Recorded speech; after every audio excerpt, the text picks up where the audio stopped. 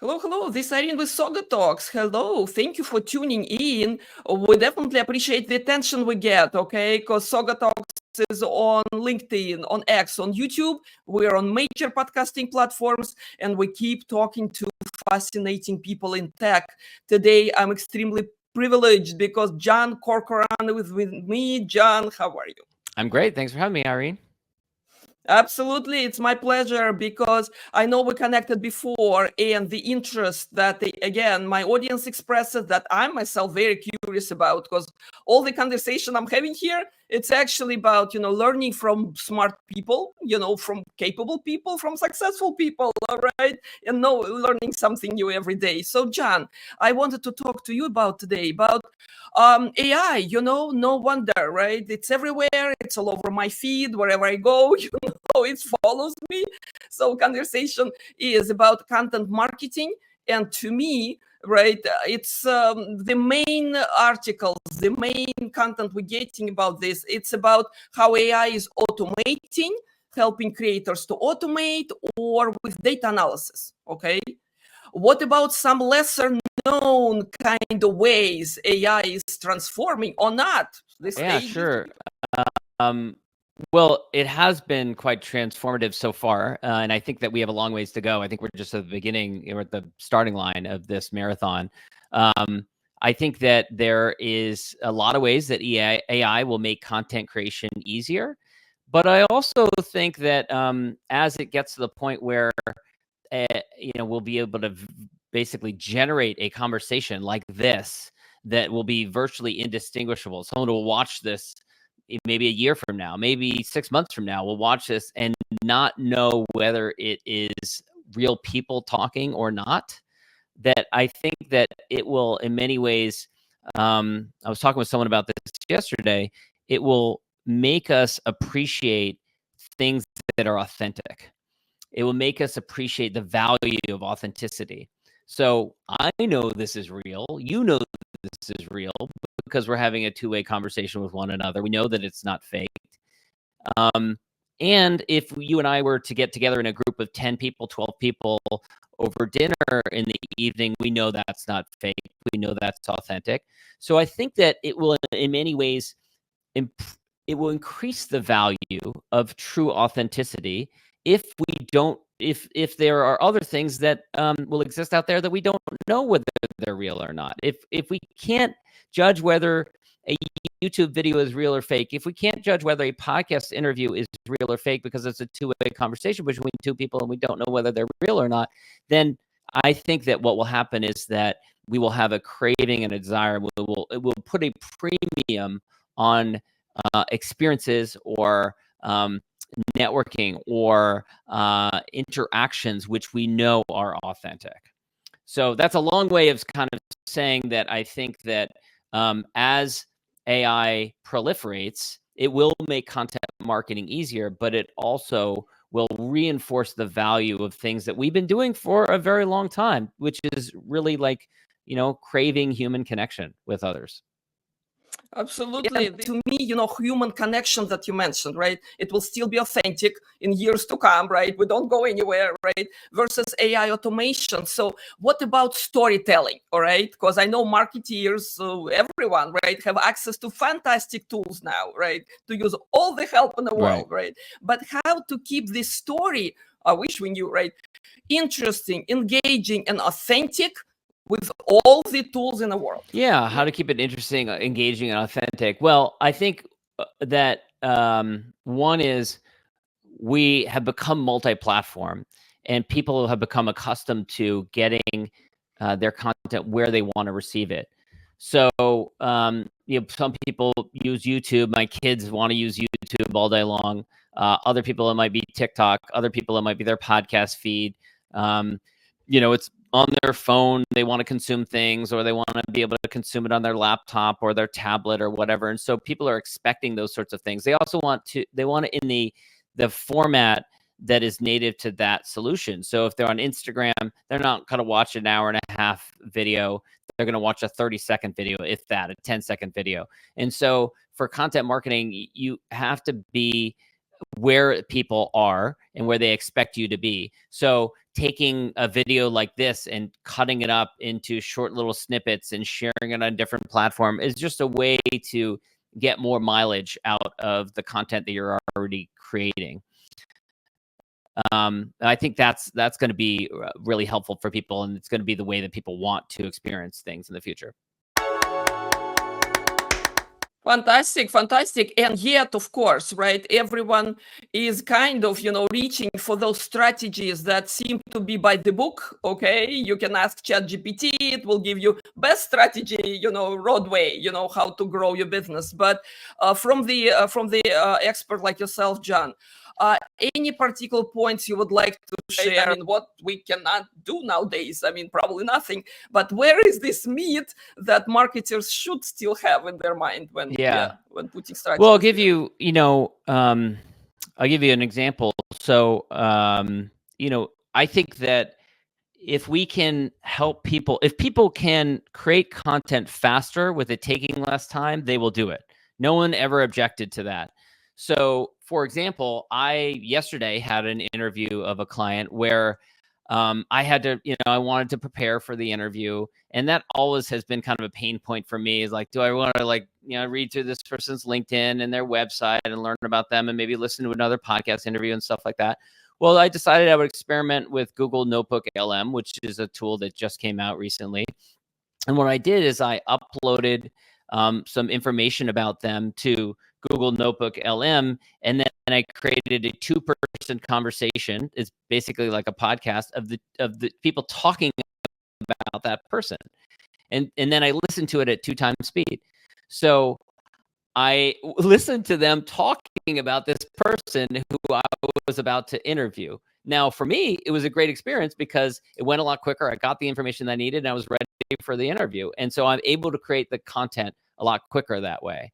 Now, some other things that are really exciting are ways in which we can take content and then turn it into, a variety of different platforms and mediums. So, for example, we could, in the very near future, we could use AI to take this conversation that you and I are having. Let's pretend that we're doing this for a large company, and it's serving for both content marketing purposes externally and also for internal training purposes. Well, what if this is a large company that has people, all over the globe in different locations that speak 10 different languages? Well, we could take this video and immediately turn it so that you and I are speaking Spanish, and you and I are speaking Mandarin, and you and I are speaking Greek. And it's all translated. The video stays the same, but it's all translated into that local native language, and that can be used for content marketing purposes, and also be used for internal training purposes. That's really cool and exciting that we will be able to do that, and it's not as expensive as it would have been previously, and it's a lot more engaging and authentic for people. So I think those are kind of some cool applications for AI. Exactly. What about content saturation? Okay, because looks like everyone is doing something nowadays, right? So it's easy for everyone. That's why competition is even tougher. But again, about saturation, how to stand out, how to really deliver the message. Yeah, I mean, I think that saturation will be less of a problem. I think that the advantage will be that there are more areas for more niche interests. Now, I remember when I got started doing podcasts 13, 14 years ago, there wasn't as much content out there. Now, if I want to learn about, for example, I just put in a new HVAC system, heating and cooling system in my house, and I spent a lot of time educating myself about that process. I could go onto, Spotify, and I could search for, heat pumps, and I could learn all about it, and that's a very niche interest that I was curious about. So now there's more and more content out there in very niche particular areas. If I'm going, for example, I'm going to Seattle in January. If I want to learn about Seattle, I can go and listen to a bunch of podcast interviews. I did this last year. I went to a remote part of Colorado, southeastern Colorado near these big sand dunes, and I wanted to learn about the area before I went. So I went on Spotify and I searched and I learned all about that area from different podcast episodes. So yeah, there's more content saturation, but it's also filling a need and an interest for people who are really curious and want to know or want to consume content about very specific, areas. And it's in a way that they want to consume, and people are listening to podcasts when they're driving, when they're walking, when they're working out, when they're doing the dishes, when they're walking the dog. They want to listen to this, content. And so it's filling needs in all these very specific niche areas that people are interested in consuming content around. True. What about replacing some of the roles? I know everyone talking about it, okay, replacing marketeers, replacing all kind of specialists, right?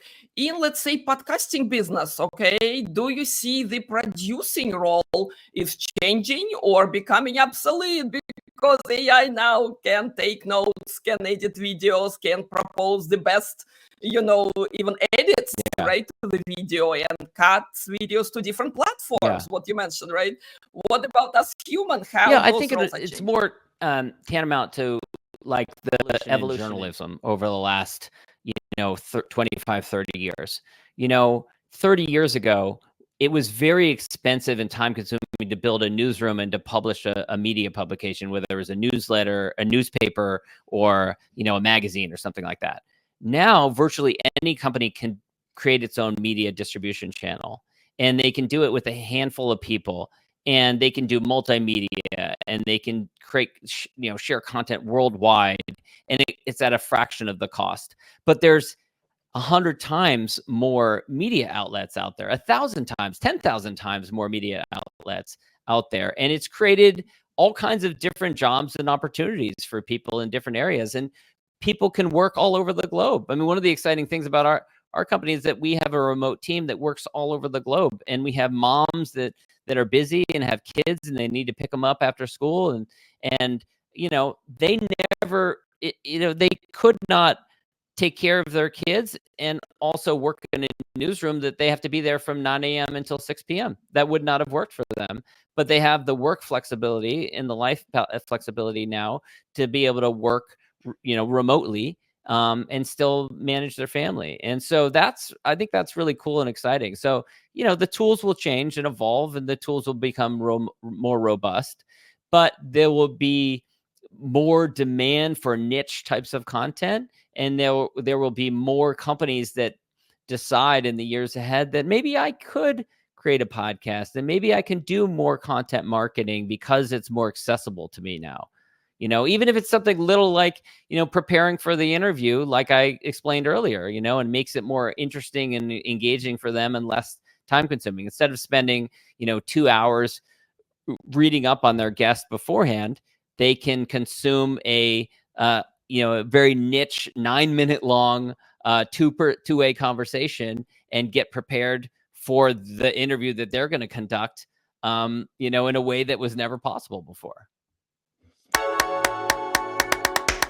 I'm on the same page. Absolutely. It looks like I don't know, listen to podcasts all the time, whatever I'm doing, outside exercising or even, grocery shopping. And I'm a podcaster myself. So absolutely, I get the value for sure. Let's talk about challenges and limitations though. Okay. Because there's certain challenges for sure of introducing new tools to the teams, kind of organizational mind shifts, right? Role changing, people becoming insecure. Okay, let's not undervalue that, right? So what are the limitations you see in terms of that, the actual adoption of the tools? Because again, right, every organization has its own culture, and the shift's not happening overnight for sure. Yeah. So I have a little bit of a different approach to, as far as the tools are concerned. I actually don't think it's a good use of a founder or CEO of a B2B company to really be worried about the various different tools or to teach themselves the various different tools. For me, I've been doing a podcast for 14 years. If I had to start a podcast completely from scratch myself, I wouldn't know how to do it, because all of that I've offloaded to my team, and I don't, I shouldn't, it's not the highest and best use of my time to know how to use all those different tools. And so I would say the same thing for a B2B business. If you have a B2B business, you have a high client lifetime value. The most valuable use of your time is to have another conversation related to your service or your offering, either with a current client, a prospective client, a referral partner, strategic partner. That is the highest and best use of your time. It's like there are people that create podcasts and then they spend 2 hours, 3 hours afterwards poring over the transcript and editing the transcript. That's a complete waste of their time. It's not a good use of their time at all. So I say that as far as the tools are concerned. And then you also addressed like insecurity. I would group that in terms of psychological barriers around podcasting. And that is a bigger barrier than tools are to people doing a podcast, because it comes up, it's very insidious. Like insidious. People don't notice it. They don't realize it, that it's getting in the way or stopping them. And it might show up in terms of like, I'm not going to reach out to that person to invite them on my podcast because they'll say no anyways. Or, I get really uncomfortable having a conversation with my clients because I'm worried or whatever. And so I don't want to interview them for the podcast. Those are different psychological barriers to get in the way. Or I can't get started podcasting now because everyone else has started already and everyone else is doing it already. And who's going to say yes to me to be a guest on a podcast? That's a psychological barrier. That's an insecurity. Or how am I going to look on camera? I'm worried I'm not going to look that good.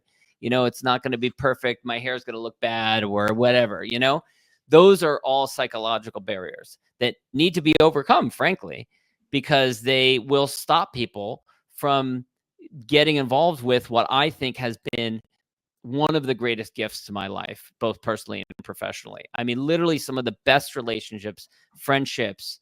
I've been to people's weddings who I connected with through podcasting. I've been on vacation with people who I've connected with through podcasting. So many great meals, friendships, relationships, not to mention all the incredible knowledge that I've gained from the ability to talk to a smart person or talk to someone who has built a business massively larger than my own and be able to ask questions that I'm curious about. Those that just incredible benefits that will come to your life. But these little insidious psychological barriers will either stop people from ever starting, or it will drag them down. It will prevent them from continuing, which oftentimes is the bigger barrier. People oftentimes start and they do it for a little while and then they stop. I'll give you another example. Another psychological barrier is just the perceived potential rejection that in their mind may come from actively going out and inviting people to be a guest on their podcast. So I've seen lots of people that have started a podcast and then they quit, and they quit because they don't like the process of reaching out and inviting people on the podcast. We literally in our company had to create an additional offering. We had to do that for them. And we have had many clients that continue doing the podcast for years longer than they would have otherwise, because the simple process of just sending polite messages out, inviting people to come, come be a guest on the podcast, was something that was not overcomable for people. They just couldn't do it. And so it was just a psychological barrier that, potential rejection or putting themselves out there was too much for them. And so oftentimes I've seen it many times, that has just torpedoed someone from continuing to do a podcast, and they stop doing it after a couple of months because they can't bear doing that. And I think that's, it's sad, but that's why we created a separate solution in order to help people with that. But those are some of the different, barriers, I believe, that we see people commonly encounter. I happen to be in this business, all right? I love inviting people, okay? But overcoming that barrier is not easy for sure. So the advice to marketeers, to business leaders out there, okay? Among multiple tactics they include in their strategies, they better have different tactics, right? So I'm a podcast fan, I'm a podcast creator, all right? So what is it? I would say somewhat effort-consuming podcast producing, right? Even with all the tools we have, all right? There is investment of time and effort and budget into that work. So how does it feel in bigger B2B strategy? Yeah, I think it It depends on the size of your company. If we're talking about a smaller company where the client lifetime value is lower, then it might be something that you handle entirely yourself, or that you use various different tools in order to create it. I'll speak from experience. So when I started podcasting 14 years ago, I was an attorney practicing law. I had very little staff or administrative support. I was pretty much just a solopreneur. I had a bookkeeper and things like that. I had some people helping me, but not very much. And I'd outsource some of the pieces of creating my podcast, like the editing of it. But I was still the bottleneck on it. And I did it inconsistently for the first couple of years. And then I had a year where I actually liked doing the interviews, but I didn't actually publish any episodes all year long. And I look back at the end of the year and I was like, what am I doing wrong? Because at the time, my business partner and I, Jeremy, had started a different business together. And he had started his podcast a couple of years before me, put great systems in place, and he was putting out 100 pieces of content through his podcast per year. And I turned to him and I said, what am I doing wrong here? And I realized that I was the bottleneck. I was too involved in the process. And so what I did is I removed myself from that. And when I did, it freed me up to really embrace my superpower, which is having conversations with people for the purpose of interviews for the podcast, and then let the team handle the rest of it. And once I did that, that's when things really took off for me.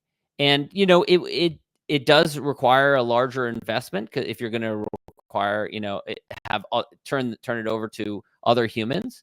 And so obviously for a smaller business, that's a bigger challenge to do.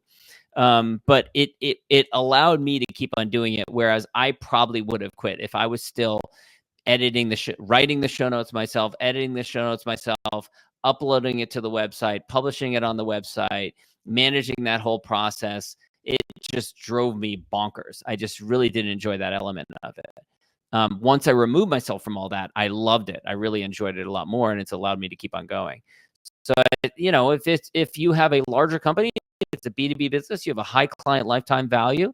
If getting another client is going to mean $100,000 to your business, $200,000 for your business, or whatever that number is, look, best thing you can do is have another conversation with a prospect, with a referral partner, and use the podcast in order to get introductions to other prospective clients that might one day become a client. That is the best use of your time. And so it's not worth your time to be editing show notes or transcripts, or project managing the process yourself, or any of that kind of stuff. You should have someone else, have a company like mine, who handles that for you, so that you can go and, instead of having 10 or 20 or 15 conversations over the course of a year, have 30 or 40.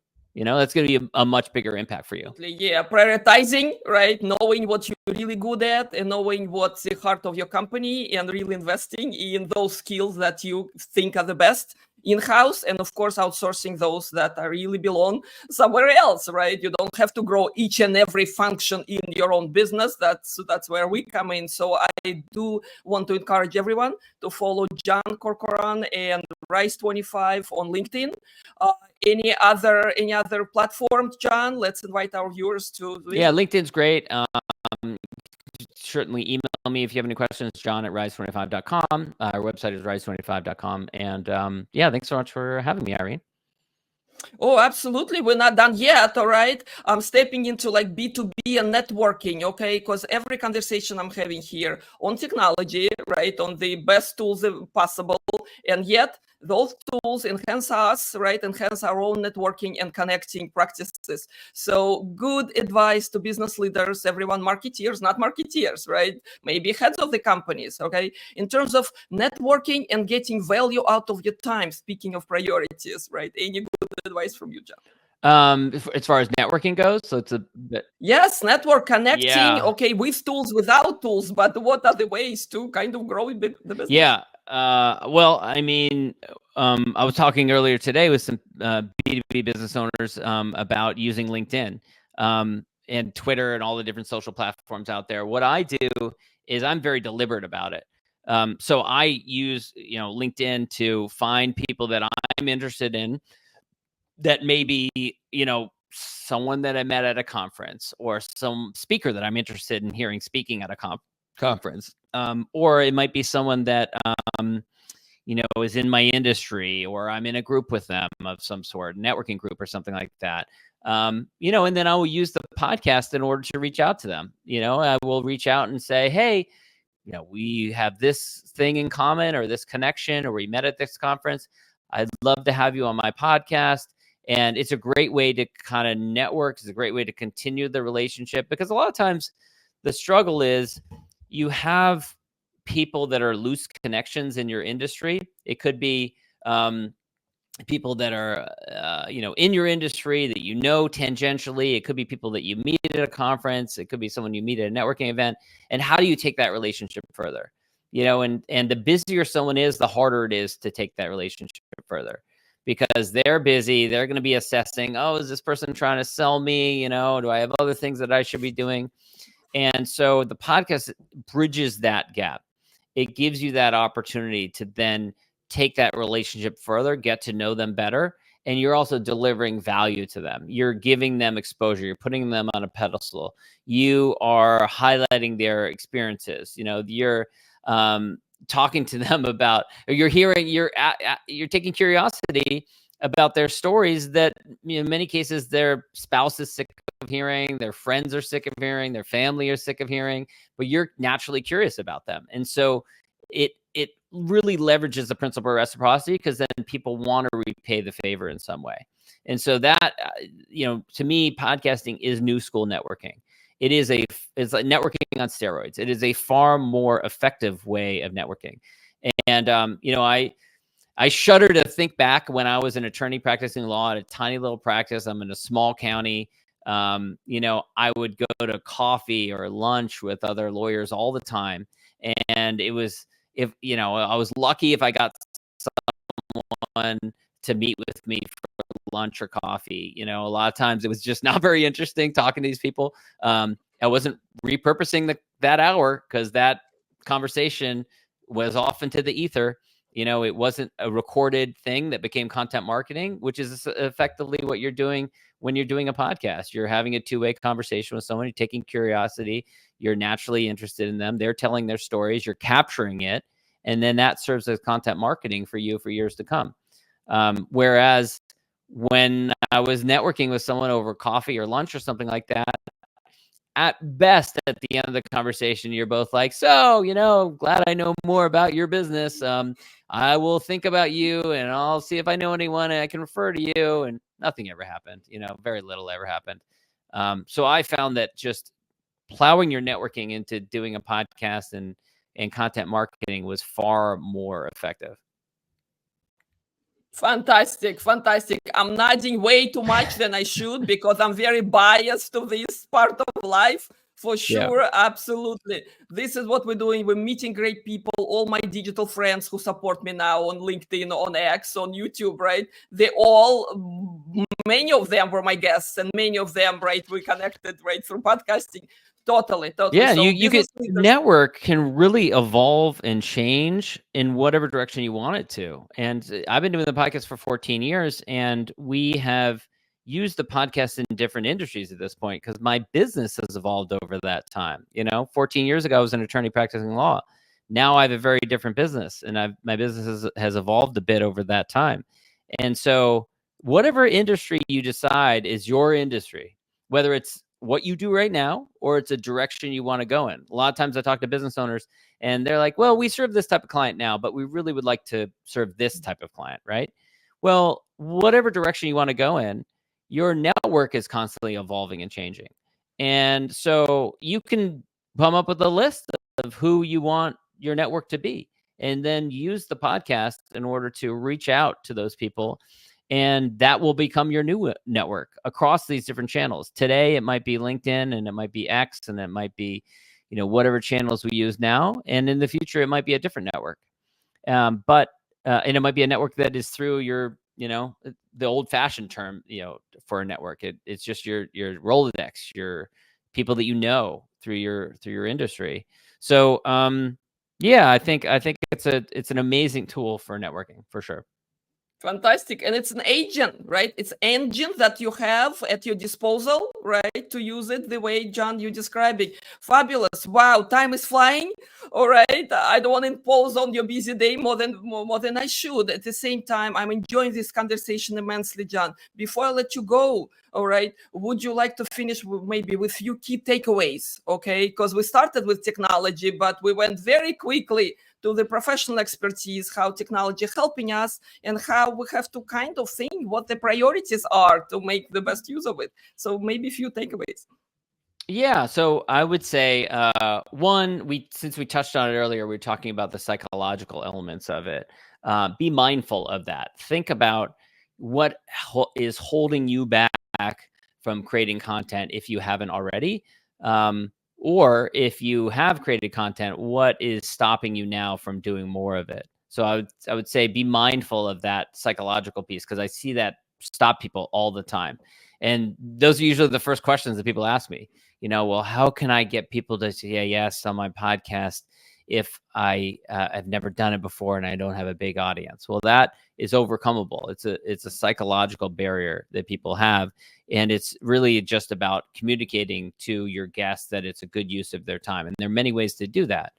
So I think that's one piece of it. And then another one is, for a real practical tip, take some time to really map out what direction you want your network to grow into. Who are the clients that you love working with? You want more clients just like them. Who are the referral partners, the champions that you want more people like that? Who are the heads of industry, the executive directors of communities and associations that are in your industry that you would love to have as your network? Who are those people? Because that's the beginning of the list. We call it the Dream 200. The people that you would love to have an in-depth, high quality, high caliber, just like we're doing here today, conversation with those people. And it will take you some time to do this. This is not something that you are going to finish doing by next month. But, that is the roadmap for you for the next 6 to 12 to 24 months of the people that you want to build your network with. And if you devote your energy and attention to reaching out to those people, having them on the podcast, having a great conversation with them, then that will lay the groundwork for everything else that will come afterwards. Because then you've got to network with these people, and you can you go to dinner with them when you are in the same city. You can meet up with them at a conference. You can talk about collaboration, ways in which you can partner with them. All kinds of opportunities will come from it later, but you got to start with the ground floor of coming up with a list and then using a tool like a podcast in order to build and deepen those relationships. Fantastic. Thank you. Thank you so very much, John. I encourage everyone again to follow John, to reach out to John Corcoran and Rise 25. Talk to us at SaugaTalks. We'll make the connection with John and his team. So we're here to really popularize, right? Podcasting is a fantastic tool. I hope we convince you of that. If not, reach out. We'll have follow-up conversation. Thank you. Thanks so much.